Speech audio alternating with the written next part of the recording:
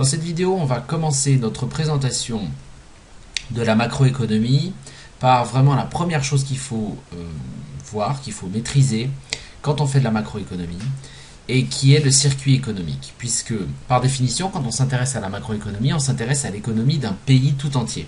On s'intéresse à l'économie nationale. Donc, pour pouvoir comprendre les grands équilibres et les grandes égalités économiques au sein d'un pays, il faut déjà comprendre comment on peut schématiser les relations qu'il y a entre les différents agents du pays, entre les différentes parties prenantes, entre les individus, c'est-à-dire les ménages, entre ceux qui consomment, entre les entreprises, entre tout un tas de ce qu'on appelle des secteurs institutionnels, et qui entrent tous en interaction au travers du circuit économique. Et le circuit économique, il montre quoi? Il montre que d'un côté, les différents agents, les différents grands secteurs institutionnels s'échangent des choses. Ils s'échangent du travail, ils s'échangent des biens, en contrepartie de quoi? En contrepartie de monnaie. Et donc, on a deux sens de direction, on va avoir deux flux qui sont représentés dans le circuit économique et qui seront représentés avec deux couleurs différentes. J'utilise le vert, c'est la couleur des billets verts, pour représenter les flux monétaires. Donc, quand vous aurez du vert comme ça voudra dire que c'est un flux monétaire. Et si j'utilise du rouge, on utilisera les flux réels.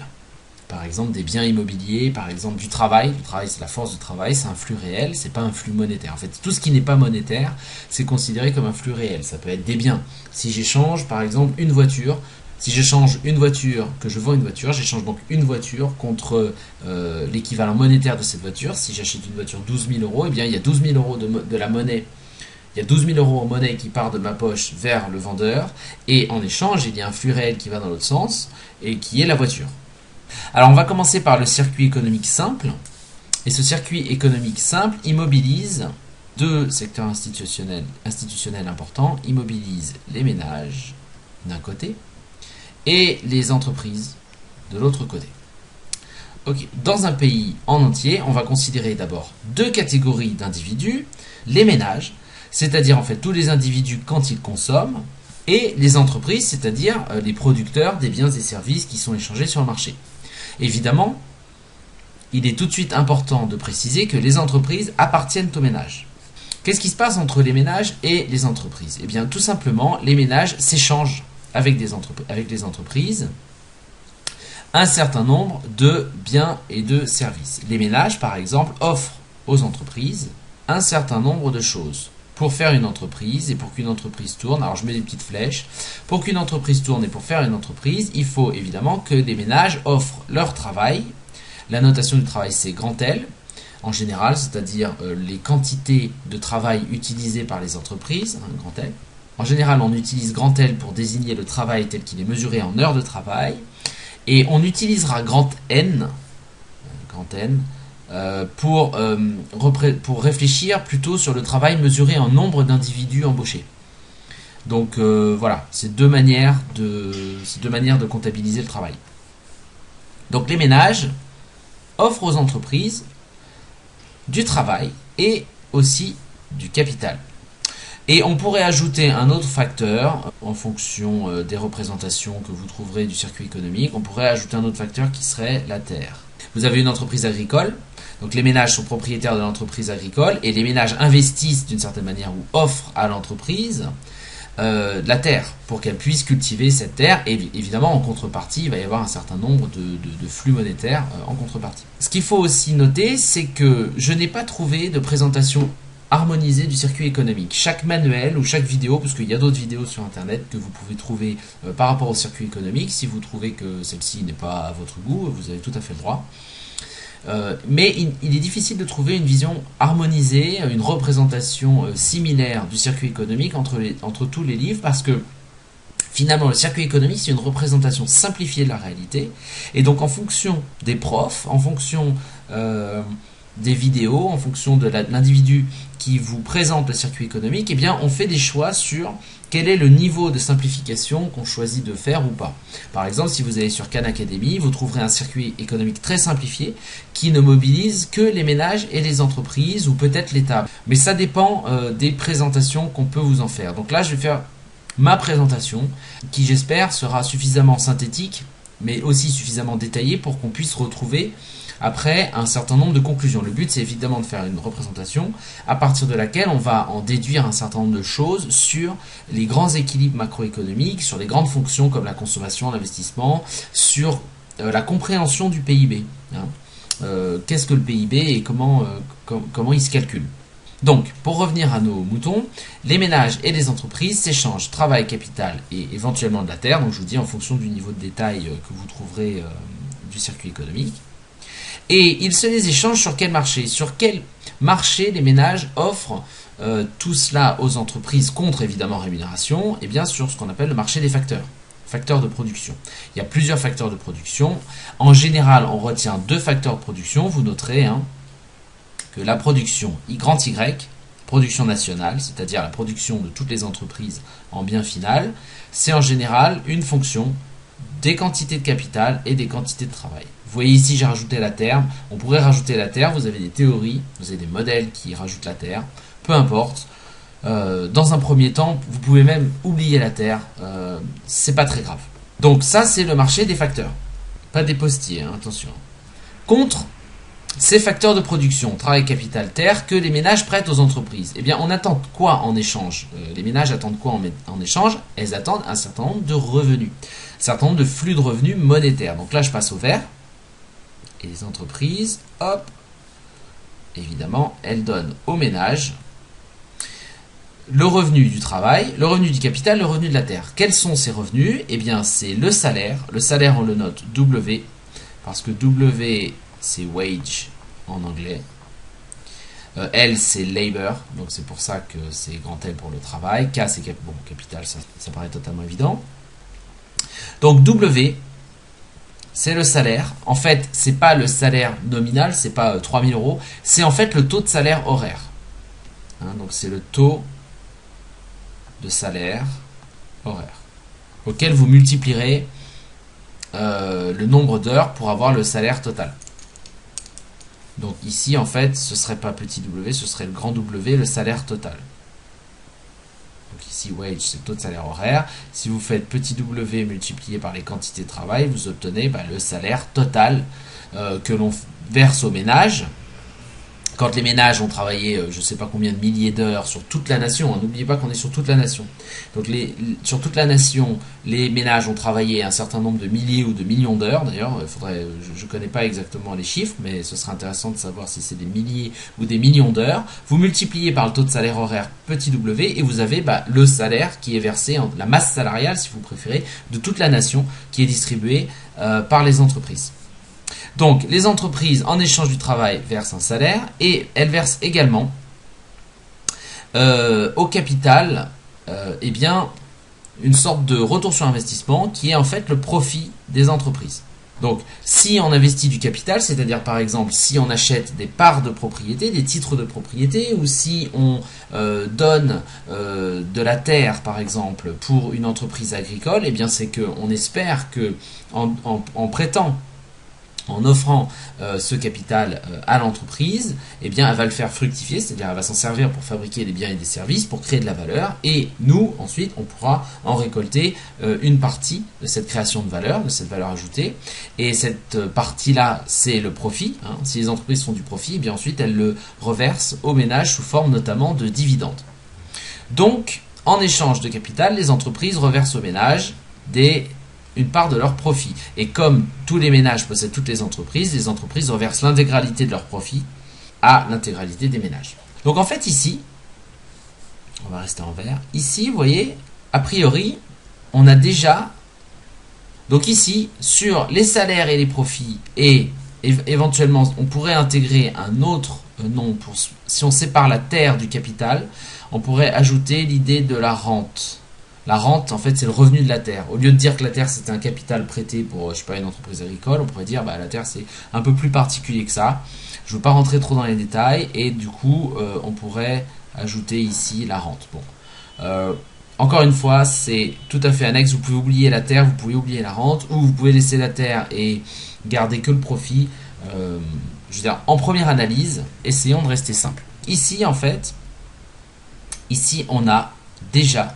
Ici, transite ici, là, l'intégralité du PIB. On y reviendra. Hein.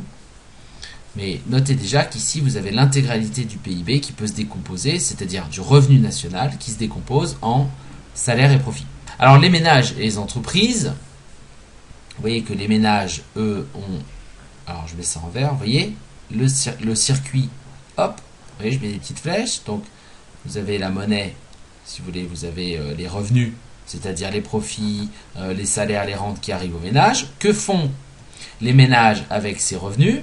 Eh bien, elles les dépensent. Les ménages les ménages dépensent ces revenus. Donc ils dépensent ces revenus, les ménages dépensent leurs revenus sous forme de consommation. Grand C, la consommation.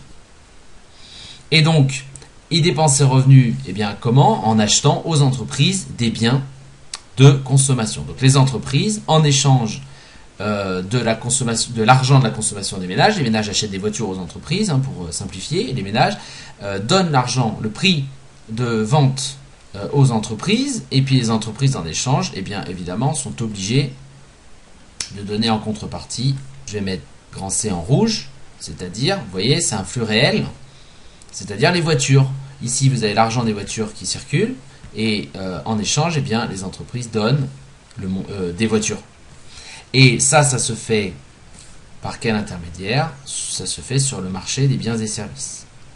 Des biens et services. Donc, tous les ménages consomment, et en échange du prix de cette consommation, du volume de consommation, et en échange des dépenses de consommation que font ces ménages, les entreprises, en échange évidemment, leur fournissent les biens et les services consommés par les ménages, et le prix se fixe évidemment sur le marché des biens et services. Évidemment, ça c'est une version simplifiée du circuit économique qui n'est pas celle que je veux vous présenter. Je vais vous présenter une version un peu plus complexe du circuit économique parce qu'évidemment il y a d'autres grandes fonctions macroéconomiques qu'il faut qu'on représente puisque les ménages ne font pas que consommer. Ils épargnent, ils paient des impôts. Les entreprises ne font pas que produire des biens de consommation. Les entreprises produisent aussi des biens d'investissement pour d'autres entreprises.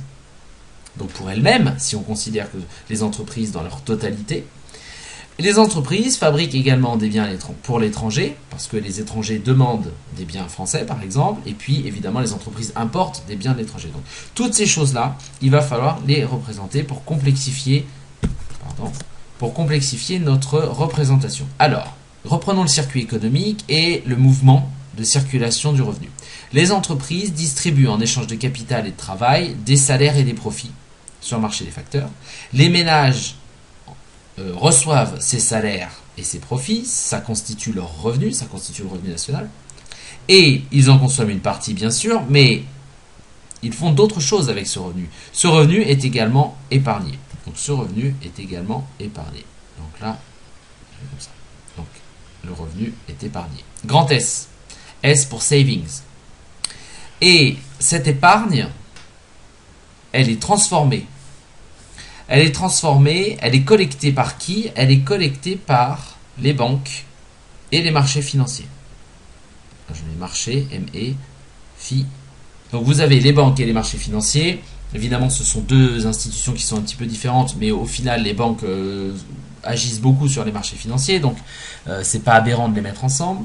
Les banques et le marché financier collectent l'épargne des ménages et évidemment répondent aux besoins de financement des entreprises quand les entreprises veulent investir. Donc quand les entreprises veulent investir, évidemment elles ont leur propre autofinancement, mais elles peuvent avoir également avoir un besoin de financement, et pour ça elles font des demandes d'emprunt par exemple, des demandes de prêt, ou elles émettent des titres obligataires, qui sont en fait c'est comme des emprunts en fait, sur le marché financier.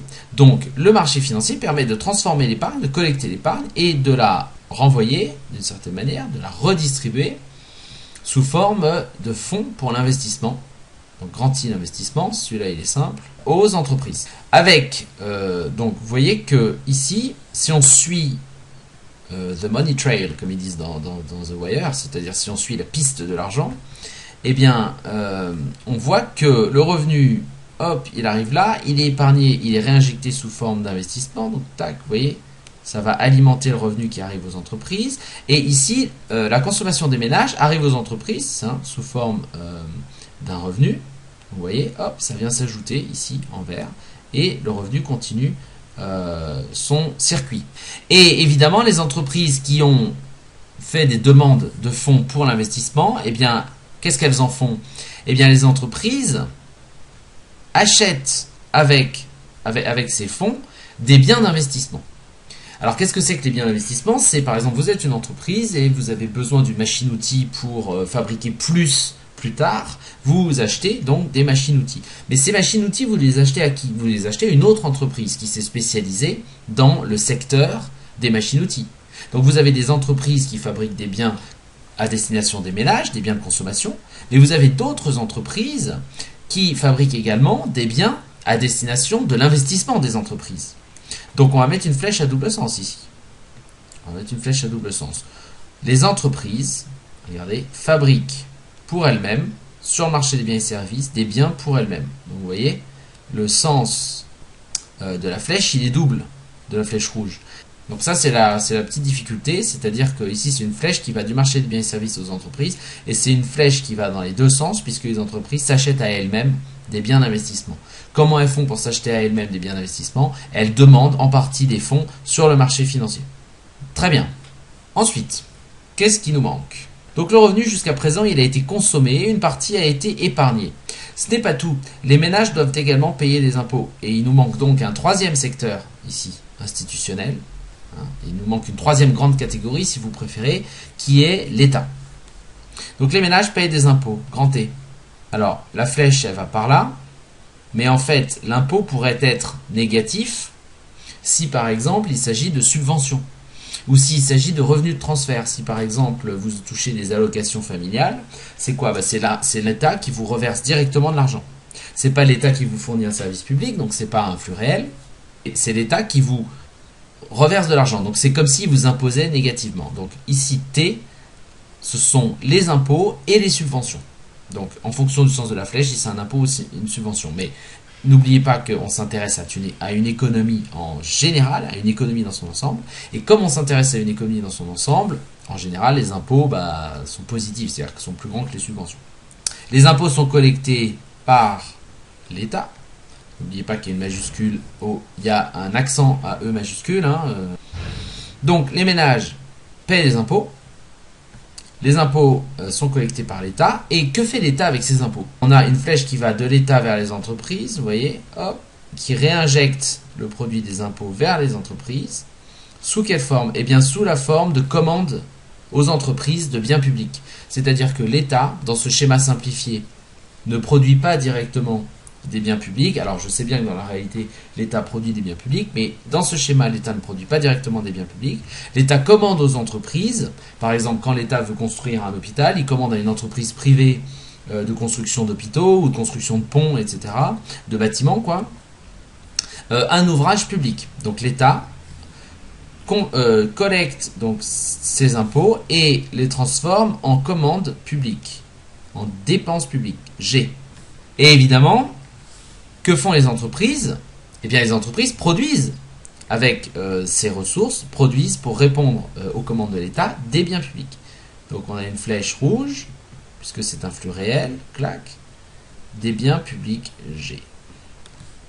Des ponts, des chaussées, des immeubles, etc. Et des services publics, puisque ce sont des biens et services. On parle toujours de biens et services. Donc ça peut être également un service public. Ça peut être, je sais pas moi, des ambulanciers, ça peut être des écoles, etc., etc., etc.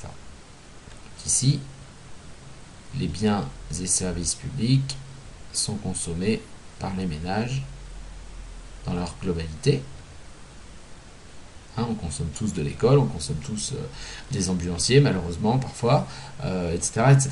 Si on suit le sens du revenu, on voit que les entreprises produisent un certain revenu.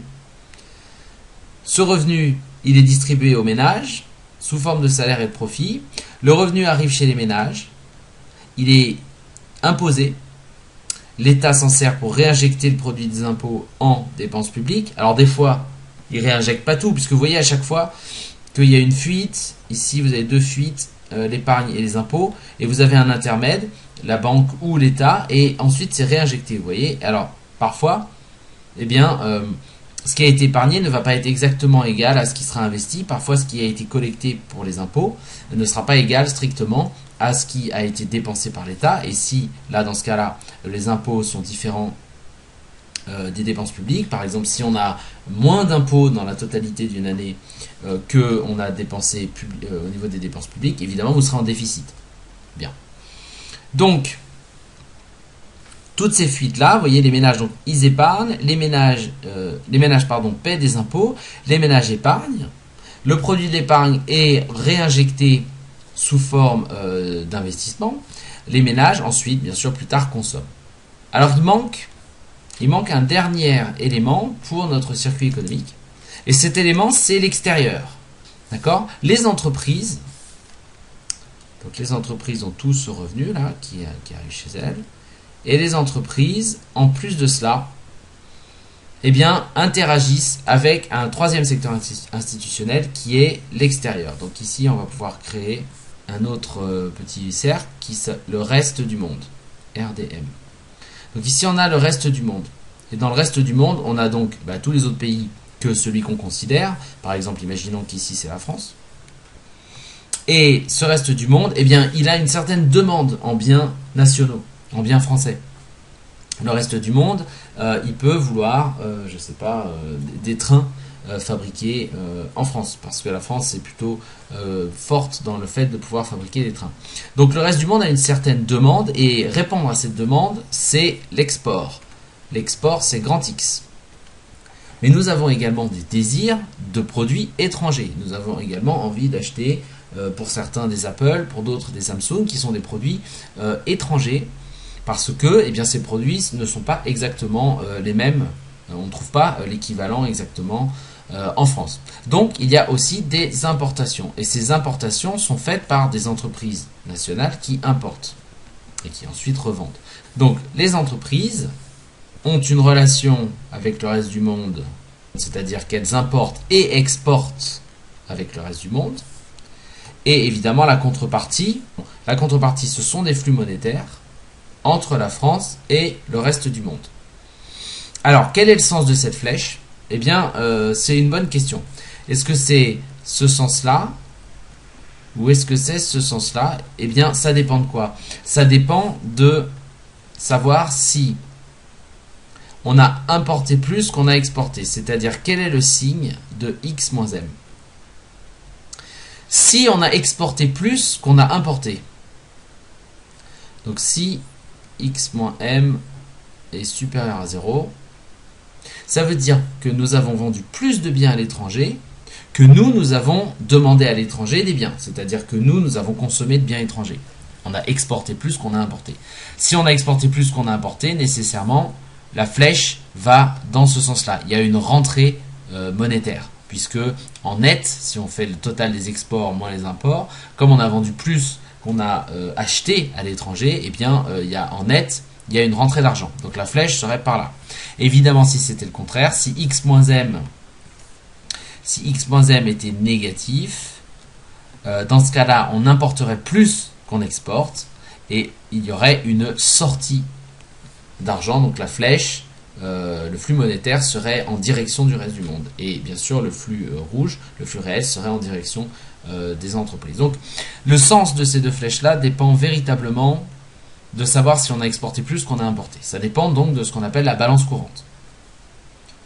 Donc voilà, là on a notre circuit économique complet qui retrace l'ensemble de la circulation du revenu dans une économie et qui nous permet de voir comment circule le revenu monétaire, les flux monétaires, et comment circulent les contreparties. Donc pour récapituler, les entreprises échangent avec les ménages des capitaux et du travail, reversent aux ménages le profit et le salaire qui viennent de la valeur qui a été ajoutée par les entreprises, c'est-à-dire la valeur qui a été créée pendant une année par les entreprises. Elle est reversée sous forme de salaire et de profit aux ménages. Donc ici, on a une mesure du PIB, on y reviendra. Le revenu du ménage est donc composé des salaires et des profits, et ce revenu, il permet d'être dépensé. D'abord, il est prélevé par les impôts, ensuite, il est épargné par les ménages, et ensuite bien sûr il est consommé sous forme de biens de consommation ou de services, consommation de biens ou de services. En contrepartie des impôts, on obtient des biens publics et des services publics. En contrepartie de la consommation, on obtient des biens de consommation. Ce qui est important de noter, c'est que ces fuites, ici il y a 3 fuites au circuit, si vous regardez bien. Alors si on prend un circuit de base composé des ménages et des entreprises, il y a 3 fuites au circuit. Il y a la première fuite qui est l'impôt, la deuxième fuite l'épargne, et plus tard, vous voyez, donc ces 2 fuites sont réinjectées sous forme d'investissement et de biens publics, de commandes publiques. Et ensuite, vous voyez, donc tout ça, ça rentre dans l'entreprise. La dépense de consommation des ménages, la dépense d'investissement, le produit financier de l'investissement et les dépenses publiques rentrent comme ressources de l'entreprise, comme revenus de l'entreprise, si vous voulez. Et il y a une troisième fuite, en fait, avant que le revenu et la création de valeur soient distribués sous forme de salaire de profit. Il y a une troisième fuite qui est ici le lien avec le reste du monde. Si on était importateur net, c'est-à-dire si on importait plus qu'on exportait, les entreprises, eh bien, vous voyez, il y aurait une fuite, hop, il y aurait une partie de l'argent qui partirait pour rembourser ce qu'on a, pour payer ce qu'on a importé. Et puis, évidemment, si jamais, donc là, on a le flux de revenus aux entreprises en vert, si jamais, évidemment, on avait exporté plus qu'on avait importé, eh bien, la flèche irait dans ce sens-là, c'est-à-dire qu'en plus de ça, on aurait le produit de la vente à l'étranger